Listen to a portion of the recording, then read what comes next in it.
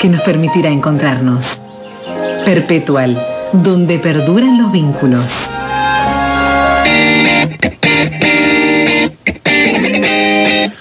Hemos esta semana abordado la situación de debate en que se encuentra en la propia Universidad Nacional de Río Cuarto, el discurso negacionista alimentado por muchos sectores que primero levantan la bandera de la guerra durante los tiempos de la dictadura, de la teoría de los dos demonios, y que hablan en el presente como no asumiendo el contexto en el que se encuentra instalado el discurso. La Universidad Nacional de Río Cuarto, durante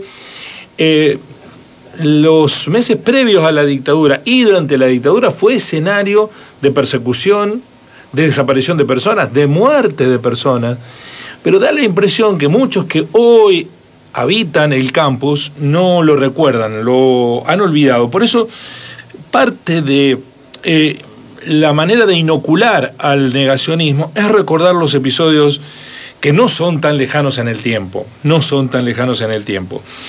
Voy a tomar contacto, y me da mucho placer hacerlo, con una ex compañera en la Universidad Nacional de Río Cuarto, compañera de estudio, Estela Pereira, que está en línea con nuestro programa. Estela, un gusto. ¿Cómo te va? Guillermo te saluda. Hola, Guillermo. Mucho gusto después de tantos años. Exactamente. Hemos participado de interesantes, intensos debates en las aulas de la universidad, que siempre recuerdo.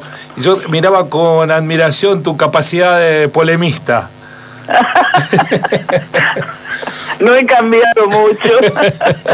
Bueno, Estela era estudiante de Ciencia de la Información en la época de que se venía la dictadura, y después, en los primeros meses de la dictadura, estaba en la universidad, y después retomó sus estudios cuando recuperáramos la democracia. Y ella, en sus propias redes sociales, contó una historia por el lugar que ocupaba en la universidad, y nos gustaría que la recupere Estela, sobre todo en este contexto. Debes estar enterada porque seguís los acontecimientos en Río Cuarto, donde hay una polémica porque desde algunos sectores docentes se ha instalado el discurso negacionista de lo que fue la dictadura.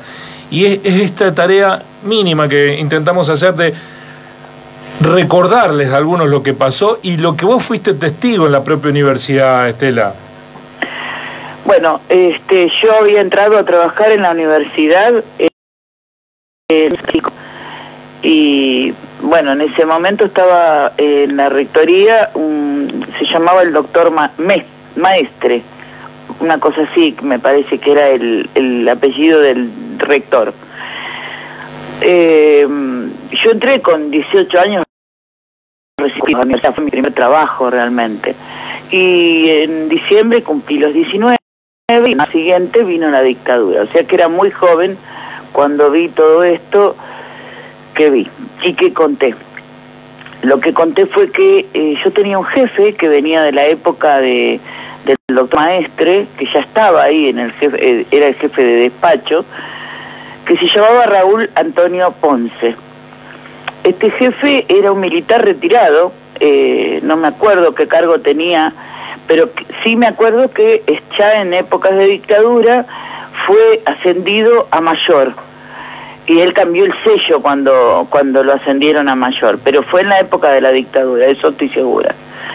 Bueno, este señor, de repente, cuando empezó después del golpe militar, era visitado por el jefe de la policía de la provincia, el de la federal, y el jefe del área material Río Cuarto de la Fuerza Aérea. Tenían unas reuniones, a veces semanales, a veces cada dos semanas, a veces 2 veces por semana o más. Todos llegaban a su despacho el mismo día, pasaban a su oficina, se encerraban y tenían conversaciones secretas que nosotros, por supuesto, no escuchábamos. Bueno, de allí se asomaba, después de un rato, se asomaba por la puerta este señor Ponce y nos pedía el legajo de alguien, un legajo de algún docente casi siempre. no sé, llamaba fulana, sultana, vaya a la dirección de personal y tráigame el legajo de X.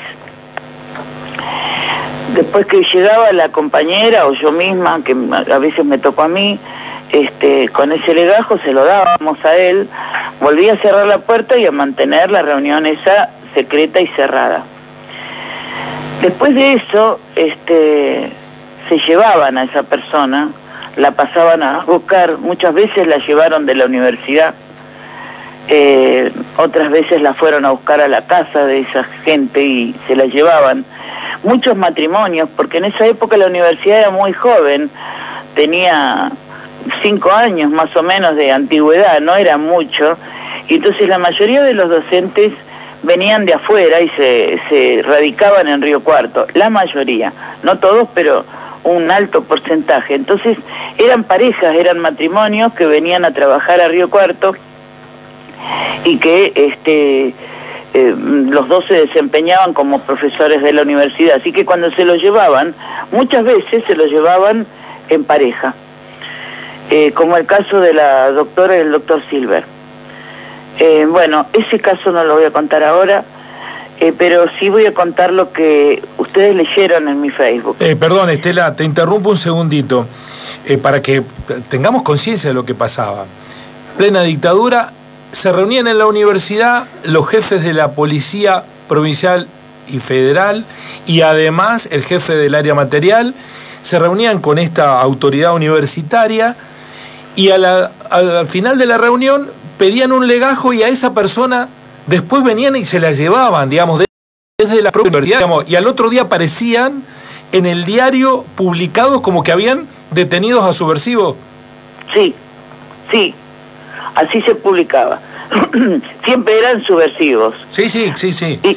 Y también se hacían, porque en ese lugar donde yo trabajaba se hacían las resoluciones que firmaba el rector. Y bueno, se hacían las resoluciones y se hacía una resolución cuando se llevaban a fulano o a mengano, donde se los daba de baja por subversivos.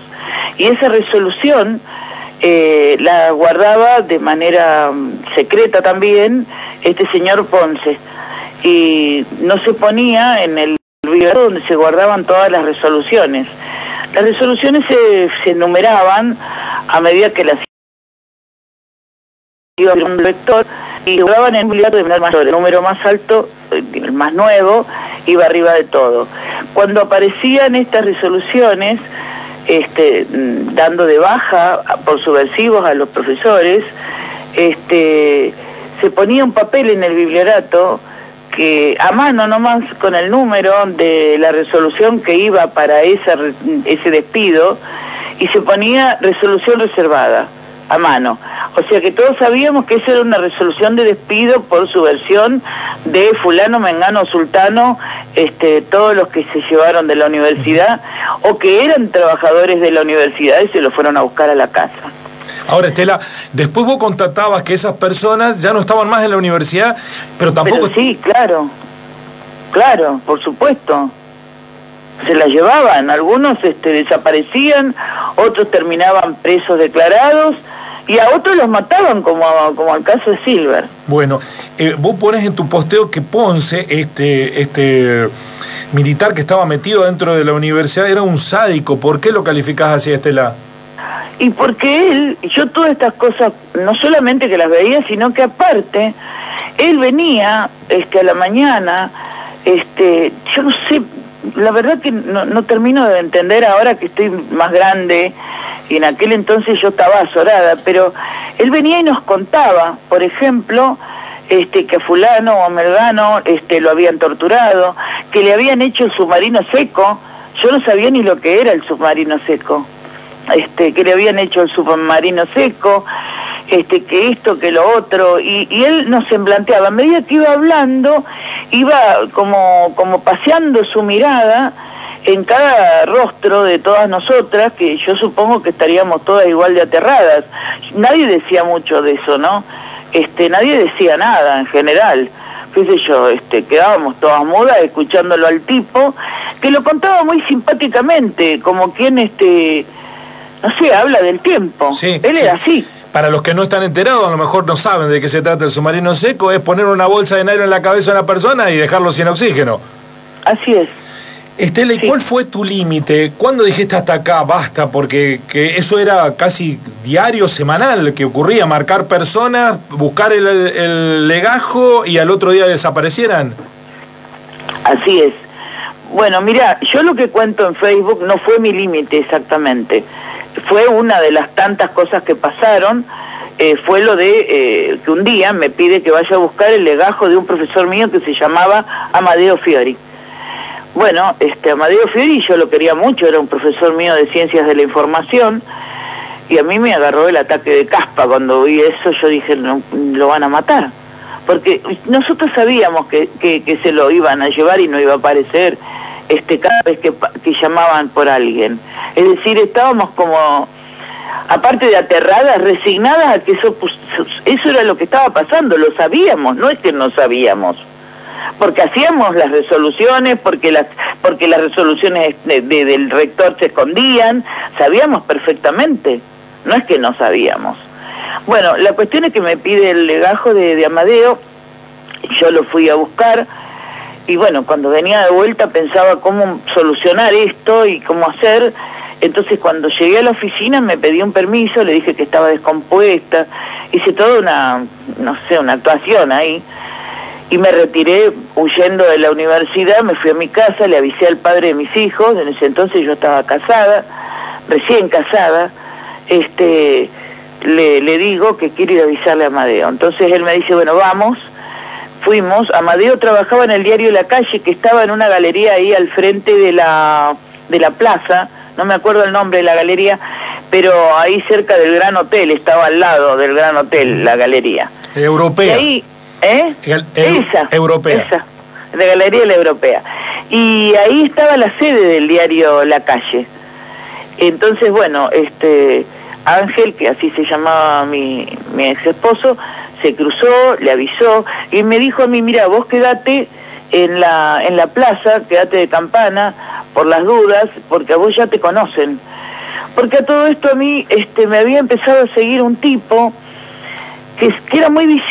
Era un seguimiento así de alguien que se oculta y uno no se da cuenta, sino que era un señor que se me paraba en el árbol de la puerta de mi casa, me acompañaba hasta la universidad, de la universidad a mi casa. Si yo iba a la carnicería, el tipo iba conmigo, y así. Yo estaba aterrada, la verdad que yo estaba aterrada.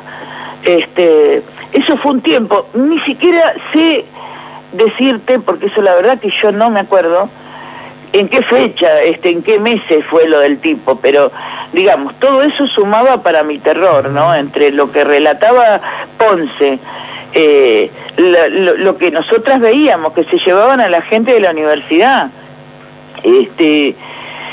todas estas reuniones de las que te hablo, la verdad que todo daba para el terror, para que tuviéramos muchísimo miedo. El verdadero terrorismo estaba ahí adentro, era el terror del Estado. Pero escuchame, lo tenía pegado en una oficina, ahí nomás.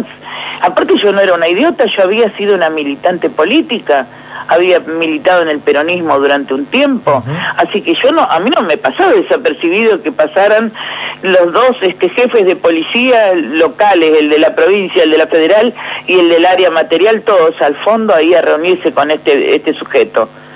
A mí no se me pasaba por alto. Estela, ¿qué pasó con Amadeo? Bueno, le avisamos a Amadeo y no lo vi más ni supe más nada, y en diciembre del 76 yo no soporté más y me fui de la universidad, renuncié así y me fui, chao. Me vine acá a Buenos Aires a vivir y a trabajar, a mal vivir y a mal trabajar, porque al principio cuando uno viene a Buenos Aires es una selva, nosotros pasamos hasta hambre en esta ciudad. Bueno, pasaron muchos años y se cayó la dictadura, vino la democracia, es decir, décadas.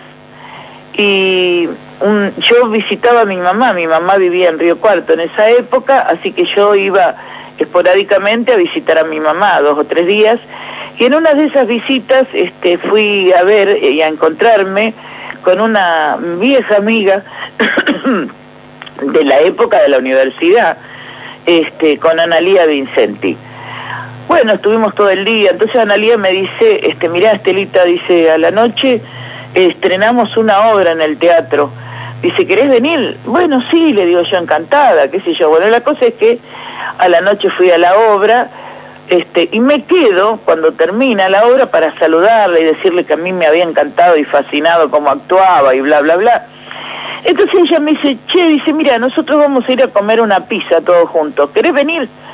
Bueno, le digo yo. Entonces fuimos a una pizzería que estaba en una esquina que me parece que era de la calle Alvear. Entonces, bueno, nos sentamos ahí, armamos una mesa larga. Para mí toda esa gente era muy desconocida, no conocía a nadie. Eran todos los compañeros de elenco de ella, ¿no? Compañeros y compañeras. Bueno, nos sentamos, no sé si enseguida que nos sentamos o a la mitad de la cena, Analía se para y dice, bueno, amigos, dice, les quiero presentar, esta es mi amiga Estela Pereira. Entonces desde la punta se para una mujer gordita, así la recuerdo realmente, con los brazos abiertos, muy histriónica, muy expresiva, y dice, Estela Pereira, dice, yo a esa mujer le debo la vida. Yo me quedé re helada, digo, esta mujer está confundida. Entonces viene con los brazos abiertos, así toda, muy gestual era esta mujer, y me abraza, y yo seguía asombrada y pensando, se equivocó de persona, y me dice, yo soy Susúa Bella. Y yo, nada, no me aportaba ninguna información, hacía muchos años que no vivía en Río Cuarto, así que yo no sabía quién era Susúa Bella. Me quedé mirándola, le agradecí, pero sin entender, y entonces me dice, yo soy la mujer de Amadeo Fiori, y gracias a vos nosotros nos salvamos. Eso es lo que cuento en Facebook. Efectivamente fue así. Bueno, ahí me contó que ellos se habían ido a una casa en las sierras, y que bueno, yo descubría décadas después que habían sobrevivido al inexorable destino al que estaban todos signados, aquella gente cuyo legajo nosotros íbamos a buscar. Estela, Amadeo fue mi primer jefe en el canal. ¿En serio? Sí, un gran tipo, un gran intelectual, un periodista, sí, de fuste, fue funcionario de la municipalidad, cuñado de Abella, era el asesor comunicacional del primer intendente Recuperada la Democracia. Ha hecho una gran cosa con tu acción, pero cuando me pasaron la historia tuya, que la escribiste recién, el 24 de marzo... El 24 de marzo. En tu Facebook, la semana pasada. Sí. Y que pones que querías ser amiga de Susú, y Susú se murió el año pasado. Ay, sí. Porque el 24, yo te voy a decir por qué me pasó a mí. Yo todos los 24 yo voy a la marcha, pero ahora ando muy mal de mi cadera porque tengo mis años y no pude ir a la marcha, no pude ir y me quedé muy triste en mi casa, muy llorosa. Para mí el 24 es una fecha de duelo, realmente. Y este 24, no sé, quedé sola un rato muy largo porque mi marido estaba en cama, así que yo quedé sola y pensando todas estas cosas, haciendo como un repaso mental, y de repente me acordé de Susú, no sé por qué. La verdad, sí sé por qué, pero en realidad hace años que no me acordaba de ella, esa es la verdad. Me acordé de toda la historia y pensé, podría contarla, qué sé yo. Pero también pensé, bueno, le voy a pedir la amistad a Susú, porque en esta etapa de la vida creo que me voy a llevar bárbaro con esta mujer. Entonces entré a Facebook y la busqué para pedirle la amistad. Y Susú se había muerto. Y Susú había muerto en el 2020, o sea que llegué tarde esta vez. Eso me puso muy triste. Estela, no llegaste tarde para advertir de algo que está en discusión en la universidad en estos días. Uno se agota en debates de tratar de explicar que no es lo mismo una organización subversiva, terrorista, como quieran llamarla, que en la clandestinidad y persiguiendo los ideales comete errores que son reprochables, pero que debieran ser perseguidos judicialmente. y no la atrocidad de una dictadura que tenía adentro de la universidad gente levantando profesores, llevándoselos.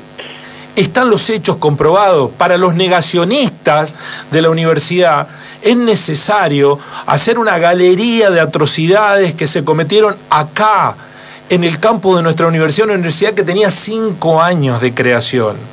Y el potente relato tuyo en Facebook, en este momento sirve para eso, para darse cuenta que no es lo mismo un Estado poderoso que tiene incluso la posibilidad de ordenarle a una joven empleada administrativa, tráeme el legajo de este tipo, y que al otro día lo hacían desaparecer. Eso el Estado no se lo puede permitir.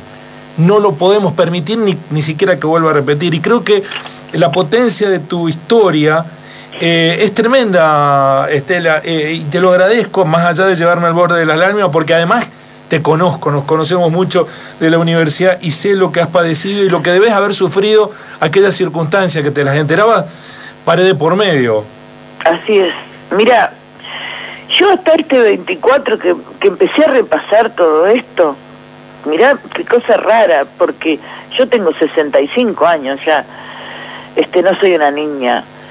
He estado años y años yendo a las marchas en derechos humanos, en organizaciones de derechos humanos, militando políticamente. Es decir, no soy una pichi, no soy una pichi, soy una persona con mucha experiencia.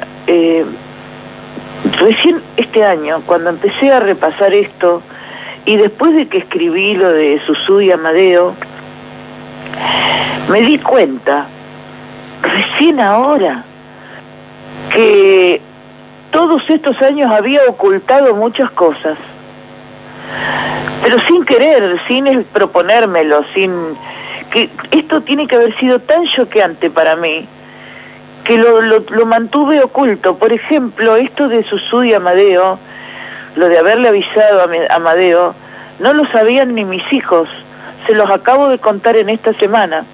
Y yo tengo un hijo de 40 años y una hija de 38. Es decir, en todos estos años yo nunca les conté a ellos, nunca les conté todo esto. ¿Cómo habrá sido de choqueante para mí ver todo esto y saber? Tiene que haber sido terrible, pero nada más que yo no me di cuenta. Recién ahora me di cuenta, tan tarde, ¿no? Con todo este relato de Susú y de Amadeo, que yo te digo, perdón porque estoy un poco llorosa, yo no lo conté porque me daba vergüenza, porque tenía miedo de que pensaran que yo me quería hacer la heroína, y la verdad que yo no fui una heroína, estaba aterrada. Lo hice, sí, lo hice, pero no es que lo hice como en las películas donde la gente está con música de fondo. Yo estaba aterrada, fue horrible todo eso. Igual lo hice, sí, es verdad que fue un acto valiente, pero yo no lo conté porque me daba como vergüenza contar, decir, ay, van a pensar que me estoy mandando la parte. No, fue verdad, ay, perdón. Bueno. Un beso enorme, ojalá que podamos darte el equipo de Así Son las Cosas una vez que nos visites por aquí, el abrazo que te mereces, y creo que no se necesitan intelectualizar nada este debate en torno de cómo todavía hay sectores de la universidad, docentes en la universidad, que justifican lo que pasó hace Yo no lo puedo creer a eso que me decís, Guillermo, realmente me resulta repulsivo. Yo no puedo creer que sus pares, los pares de estos docentes, estén ahora sosteniendo que ahí no pasó nada. Están mintiendo, no es la verdad. La verdad es que sí pasó, se los llevaron de la universidad y eran simples profesores. No todos eran militantes para justificar, ponele, la teoría de los 2 demonios, bueno, eran 2 demonios. No eran 2 demonios. Era gente inocente, eran matrimonios que venían de otros lados a trabajar. Y a mí me consta, y así hayan sido militantes. No tenían por qué hacerlos desaparecer o torturarlos y matarlos en la tortura. No es así. Nunca debió suceder eso. Nunca un funcionario de la universidad tendría que haber estado en ese lugar dirigiendo la represión universitaria. Porque eso era la verdad. ¿Por qué se reunían con él si no era el que dirigía? ¿Qué hacían toda esa gente ahí reunida 2 veces por semana, 1 vez por semana, cada 15 días o todos los días? Porque al principio de la dictadura era todos los días. Esa es la verdad. ¿Y qué hacía el rector de la universidad firmando la baja por subversivo de los docentes que estaban ahí? Que busquen las resoluciones del año 76. Que las busquen. Que busquen las resoluciones reservadas. A ver si existen o no. Yo lo juro que existen. A no ser que las hayan quemado cuando se fueron. Pero entonces tienen que encontrar huecos y resoluciones que no son consecutivas una con la otra, y que falte alguna. Cuando falten, todas las que falten son de los docentes que echaron, y que echaron por subversivos porque se los llevaban de la universidad. Que me lo digan a mí. Yo estoy segura de lo que digo, yo lo vivía eso. Disculpa que me enoje, pero ¿cómo me van a decir que no pasó nada en la universidad? Si la universidad dirigía, si en la época de la universidad, de la dictadura, la universidad le cambiaron el rector y le pusieron un rector militar de la Fuerza Aérea. ¿Cómo que no? Y ese rector era el que firmaba esas resoluciones que yo digo, de despido de la gente. Y que avalaba todo esto, porque en esa época no había edificios como tienen ustedes ahora ahí. Eran pabellones, como galpones.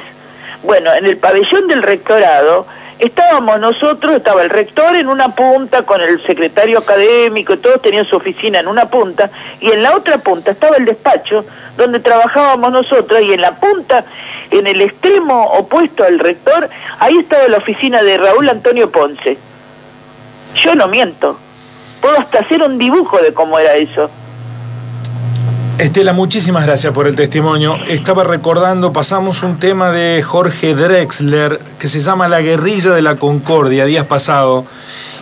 Y el estribillo dice: odiar es más sencillo, odiar es el lazarillo de los cobardes. Y eso está pasando hoy, con este odio que está saliendo a superficie de sectores que necesitan del odio al otro, porque en realidad son profundamente cobardes por no asumir la realidad. Gracias, Estela, un beso enorme a la distancia. Ojalá podamos encontrarnos en Buenos Aires o aquí en Río Cuarto. Dale, un abrazo muy grande y muchas gracias a toda la producción y todo. Muchas gracias. Estela Pereira, la ex compañera de la Universidad Nacional de Río Cuarto. Cursamos juntos 2 o 3 años, después dejó la carrera, sus obligaciones de madre se lo impedían. Tiene algunos años más que yo, no muchos más, pero algunos años más que yo. Y el 24 de marzo, la semana pasada, contó esta historia que es reveladora. Amadeo Fiori fue un periodista de renombre en la ciudad de Río Cuarto. Susú Abella, no tengo que explicarles quién fue. Ambos hubiesen integrado la lista de los 30.000 desaparecidos, y Estela, que era una joven empleada administrativa del rectorado de la universidad, no les hubiera avisado, como no pudo hacer con los demás. Che, pidieron tu legajo, y cada vez que piden un legajo al otro día, esta gente desaparece. Estela, sin saberlo, para suerte de la ciudad, del periodismo, de la cultura, del arte, del teatro y de todo lo que hicieron, le salvó la vida a Amadeo Fiori y Susú Abella. Los desaparecidos que se buscan con el color